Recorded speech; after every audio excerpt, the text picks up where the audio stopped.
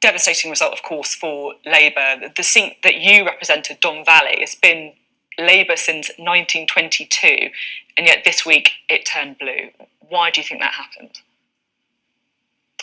Well, Sophie, it was because we were fighting on two very difficult fronts.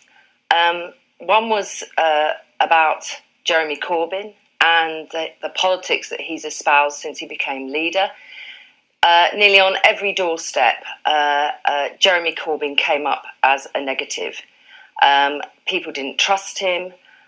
They didn't believe him. People from armed forces families with connections were worried about him. And that undoubtedly was an issue. They didn't see him as Prime Minister. So I would have people saying to me, Sophie, can you promise me that if I vote for you, he won't be Prime Minister? That's a ridiculous situation for a Labour candidate to find themselves in. But we were also fighting on another front, and that was Brexit, because alongside Jeremy Corbyn, Brexit came up time and time again too. And the antagonism towards the Labour Party, and particularly the parliamentary Labour Party as well, and seeing us as frustrating Brexit, becoming an overtly Remain party, literally was so negative, met with such hostility, that it was really hard to fight on those two fronts. And I know people are saying that, oh, the polls are showing it was Jeremy. It was Jeremy, absolutely. But not just Jeremy, the politics behind it as well. But it was also in our Leave voting seats, our Labour Leave voting seats, that Brexit was instrumental in losing Don Valley and elsewhere. And you only have to look at that. And anyone who says it wasn't, well, they're in denial.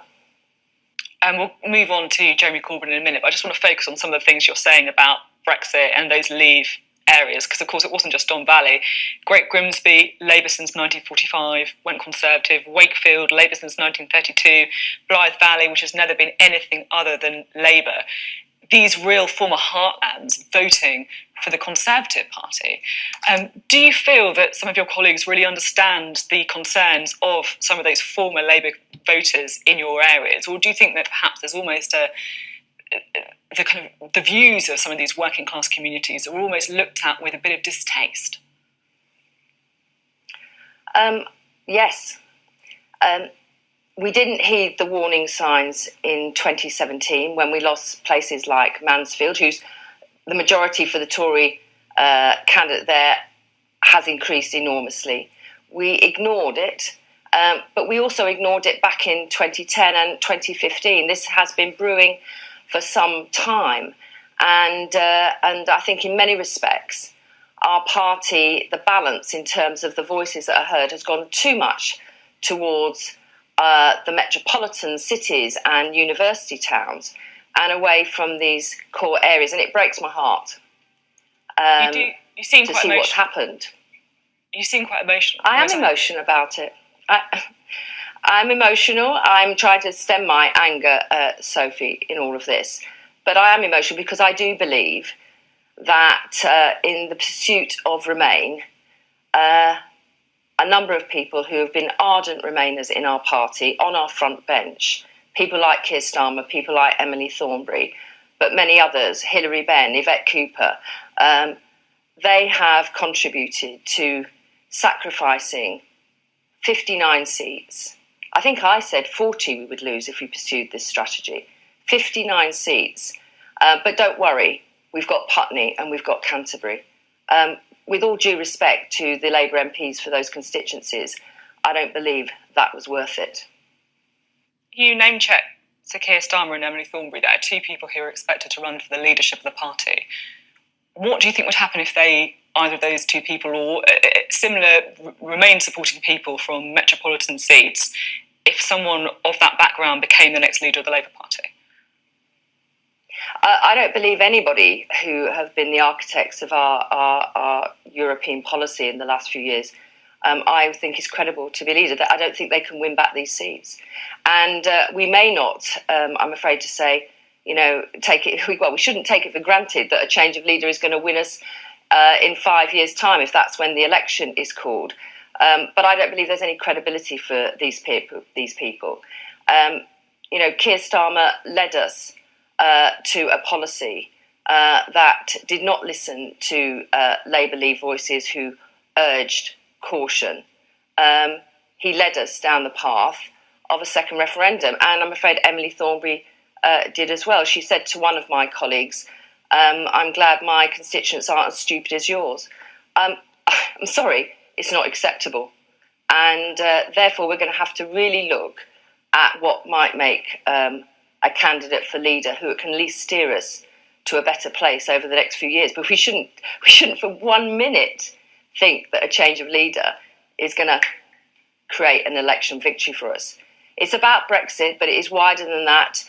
The policy platform that we had was offering everything to everybody, and whilst many of those policies were popular, there was an underlying scepticism amongst my voters about whether actually Labour could deliver, and I think that was felt through other parts of the country as well. But this is a terrible time for the Labour Party and for the Labour movement. We're in a period of reflection for the Labour Party that Jeremy Corbyn says he wants to lead the party through before having that leadership race. He's written today in the Sunday Mirror and also in the Observer saying that on austerity and inequality we won the arguments. He blamed Brexit, he blamed the media coverage and also falsehoods from the Conservative Party for the pretty devastating defeat.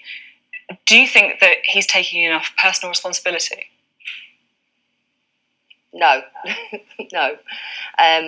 Look, I've said it a number of times now, and I feel like, sort of an ancient in all of this. I've been in the Labour Party 40 years. Running out, the crack record that we just blame the media for everything is pointless. It's absolutely pointless. Labour wins elections when the public have a leader they can trust and believe in, and a vision that they're willing to buy into. And on both counts, that clearly wasn't the case. And part of our problem is that in 2017, Corbyn and those who were surrounding him were so off the planet in terms of thinking that we'd won that election. And obviously we didn't, because he wasn't Prime Minister. But they refused to look at the underlying problems that were out there. I mean, interestingly, Sophie, I thought about this quite a lot over the last couple of days. Theresa May did not have a good general election, but she sowed the seeds in reducing majorities in my seat and elsewhere that allowed Boris Johnson to come in and pick up those 59 seats. And in many respects, the election we've just had is probably the election that Theresa May probably wanted back in 2017. No, we win elections when we've got a leader people can trust and believe in and a vision they can buy into. And whilst some of our policies were popular, they just didn't think it was believable. Free childcare, free dental, free broadband, and free movement. I mean, it was all free. And, working class people are wised up to that sort of thing. And it's quite clear they didn't believe it either. Who do you think should be the next leader of the Labour Party then? I don't think it should be anybody who has hand-to-hand in our Brexit strategy over the last few years. I don't think it can be Corbyn without a beard. I think that would be the wrong move as well. Obviously, we'll see some probably more runners and riders come out of this. The only two candidates at the moment, I think, are worth looking at are Lisa Nandy and Rebecca Long-Bailey. But they've got a lot to prove as well. But for goodness sake, I entreat my party.